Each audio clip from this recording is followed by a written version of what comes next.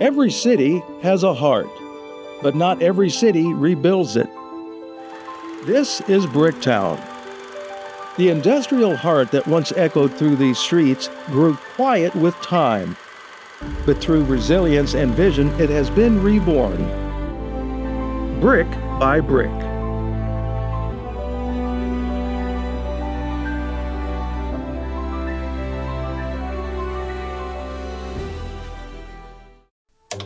Whatever his taste, the downtown dweller will find his entire environment changed from what it is today.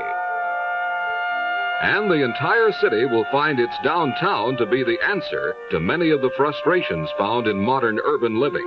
A sense of being part of the community will again be possible. A central core of fun and excitement will be provided.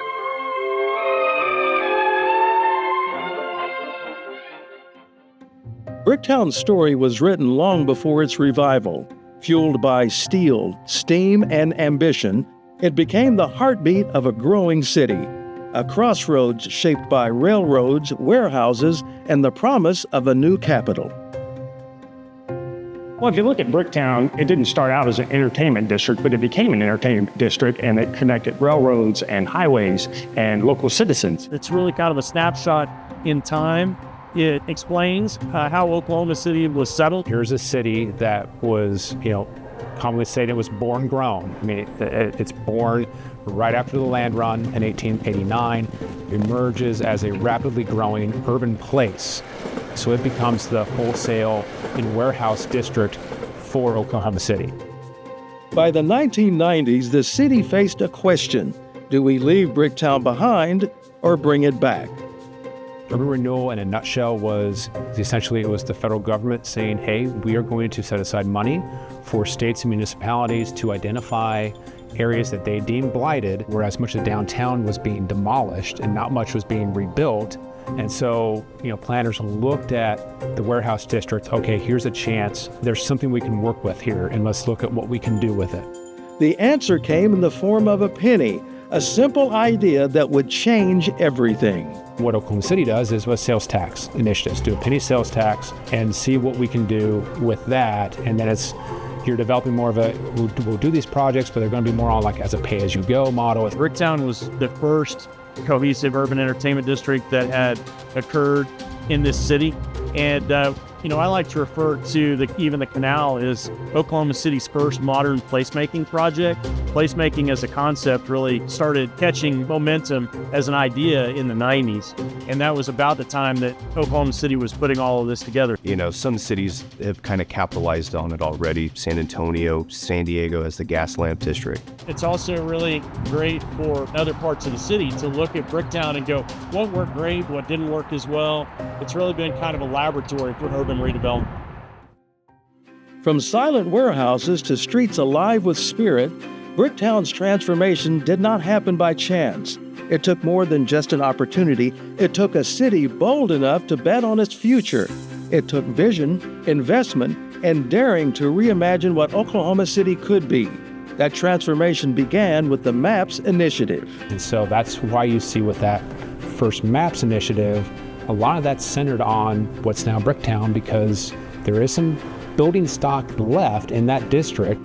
Bricktown was a very major driver and component of the MAPS program, which ended up building the canal and many of Oklahoma City's quality of life amenities. Especially in an era of limited funding from the federal government, or from the states. And then on top of that, it's identifying projects that they think can best draw people back to downtown Oklahoma City. The first MAPS was so successful that they brought back additional iterations of it. The MAPS brand requires no debt, but it's a continuation again of that same approach in a lot of ways, penny sales tax, etc. It was not just about saving buildings, it was about restoring identity. Bricktown is just another good example of what a city does to provide a good entertainment district for, those here, either they live here or they're here on vacation.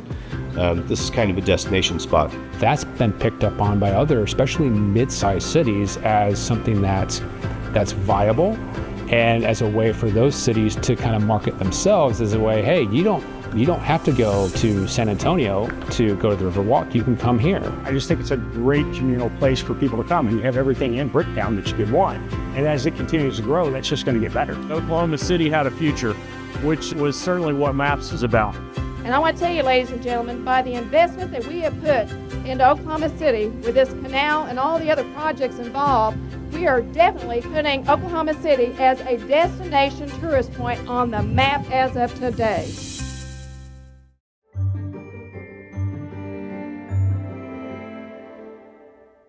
The streets of Oklahoma City's once dilapidated warehouse district has now turned into a walking art gallery.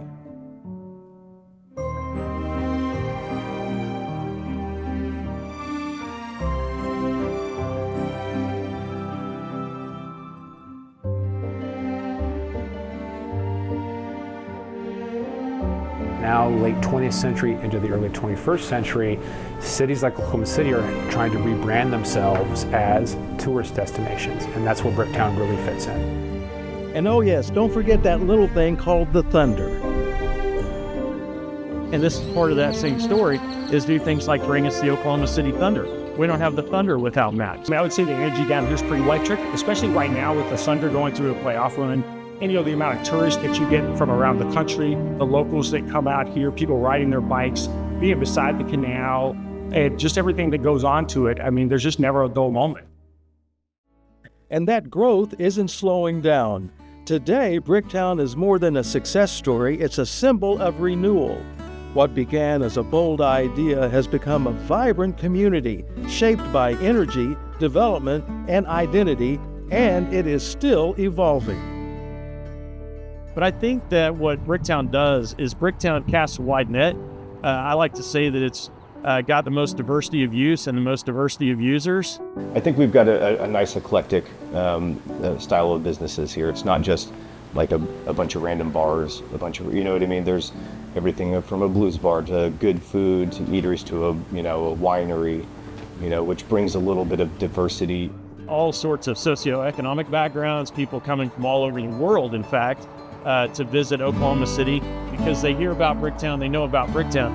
Everybody here is extremely friendly. We all try to help each other out in one way or another. If it's signage that's falling down and we take care, we all kind of look out for each other. So there's a good sense of community in Bricktown. Bricktown really, I feel like, feeds the rest of the community, and it's a community that continues to change and continues to grow. So I say come back here 5 years from now or 10 years from now, you're going to see a very different place. So it doesn't matter if you're a kid or if you're older, there's plenty to do in Bricktown. You come to Oklahoma City, you can't miss Bricktown. This is kind of where it's at. Laid in brick, shaped by hands, and lifted by vision, Bricktown reminds us that the past is only the first draft. The future, that's still being written. Bricktown is proof that a city's best days don't live in the past. They live in what we choose to build next.